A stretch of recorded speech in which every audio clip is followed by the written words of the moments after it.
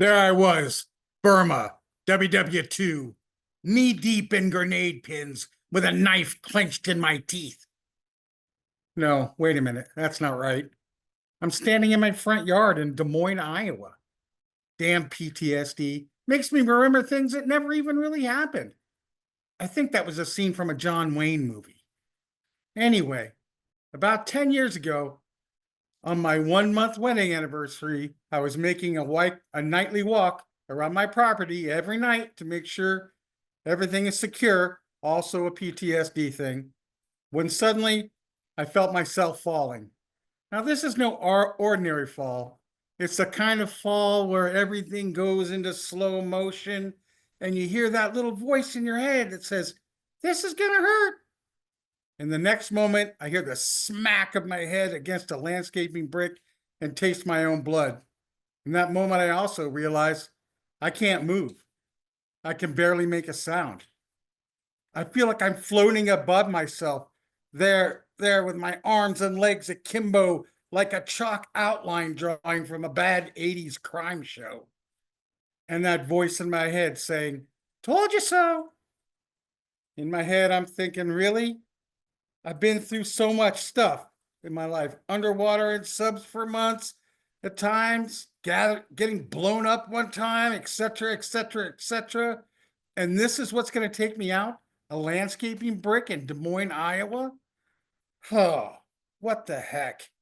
So I try to scream for help, but all I can manage is this little squeaky, "Help, help." And after what seems like a really long time, my neighbor Ron comes up and says, "Dude, what happened to you? Dude, let me go get your wife and call 911." So moments later, I hear footsteps coming my way and the soft whisper in my ear, "Honey, I called 911, just lay still." Well, as I lay there, unable to really move anything but my eyes and my mouth a little bit, all I can think of now to do is pray. And in my scrambled mind, all I can think of to pray is, "Our Father who art in heaven, hallowed be thy name." The Lord's Prayer. But in those moments, I also made my peace with God. And I said, "God, if this is the day that I have to go be in heaven, so be it. But God, I just married this girl exactly 1 month ago. And if it's okay with you, I'd like to hang around a little bit longer." Well, the next thing I know, I'm in the hospital and they're running every kind of test under the sun. Eventually, I'm moved to an ICU room, and later a nurse comes in and says, "Mr. Nichols, you're going to need to completely remodel your entire house. You're going to be in an electric wheelchair for the rest of your life." I say, "What? Are you crazy, lady? An electric wheelchair? That's like Plan G or something. I'm walking the heck out of this place." And she gives me an odd, confused look and kind of leaves the room. Well, eventually, I went through a surgery that fuses together many of my vertebrae, and not long after, I start to get the feeling back in my legs. So they decide I need to learn to walk again. Well, easier said than done. But with a whole lot of therapy, prayer, and support from family and friends, I start to get somewhat proficient at it again. Now there's the problem of my arms. While I had slowly been getting some function back, at this point, they were largely ornamental appendages. One day, a doctor comes in and tells me, "Mr. Nichols, you're going to have what I call man in the pickle barrel syndrome." Excuse me? What the heck is that? "Well, you're going to be able to walk around, but your arms are just going to hang at your sides like a man stuck in a pickle barrel." And again, I say, "What? You are crazy. That is not going to be the plan. We're going to be using my arms again." To which the doctor gives me a smug but confused look and leaves the room. Well, after weeks of therapy, I can finally use my arms and hands well enough to start trying to feed myself again. So there I am at the special choking hazard table with a nurse right next to me and a spoon with a giant handle.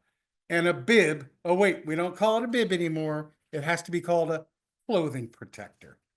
So there I am, and I tentatively scoop up some mashed potatoes from my plate and firmly place them in my ear. This is not going to be as easy as I had hoped. But again, after a lot of prayer and support from my family, I was able to start feeding myself a bit. Then one day, a person from the hospital that I'd never met before comes into the room. In my head, I'm thinking, "Yeah, this can't be good." And I was right.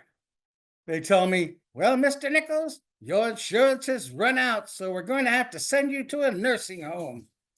Well, by then, I want to tell them they're crazy, but I'm just broken and spent. I don't have it in me.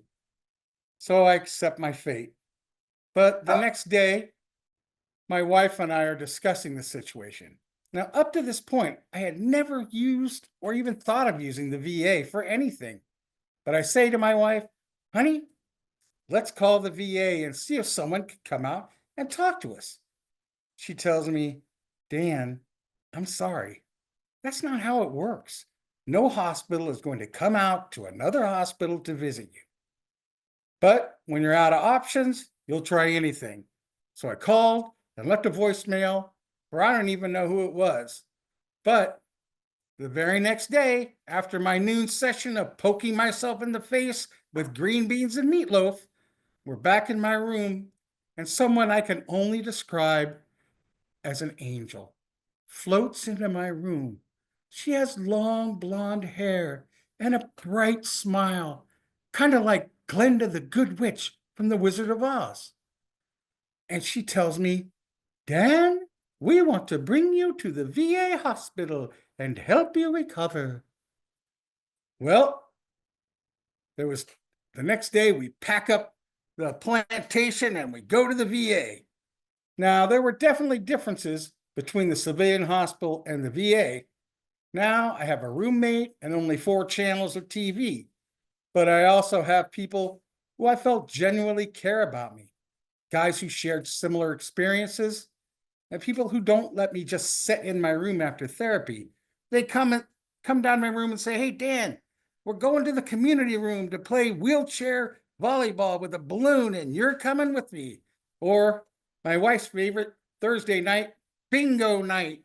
So I had things to do too.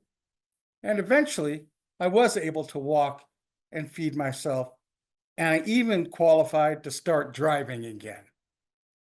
Now, as I mentioned in the beginning, when I fell, it was exactly my 1 month wedding anniversary. So, on the last day in the hospital, the folks at the VA threw us a wedding reception with cake and even live music. So that day, I was able to dance with my wife to Eric Clapton's "You Look Wonderful Tonight." These days, I live a quiet life with my beautiful wife. We go fishing and spend lots of time with our family. Do I still deal with PTSD? Yeah, but the VA has given me the tools to deal with it much better. Do I still walk around my property every night? Nope.